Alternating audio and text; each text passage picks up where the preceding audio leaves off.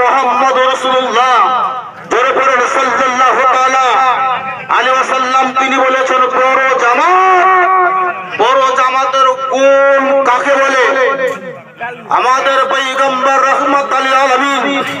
নবী বলেছেন আসমানের নিচে জমিনের উপরে কোন একটা ময়দানে যদি শত শত মানুষ জমায়েত হয়, আরে 100 200 500 1000 মানুষের দল সংখ্যা বাড়তে বাড়তে যত বেশি বাড়বে, নবী মুস্তাফা বলেছেন ওই জামাতের মধ্যে কে গুনাহগার, কে নেককার, কে ভালো, কে খারাপ মানুষের বিচার করতে পারে না, কিন্তু স্বয়ং আল্লাহ যিনি সব বিচার করতে পারেন, আমাদের যিনি পয়গম্বর আকা মুস্তাফা নবী বলেছেন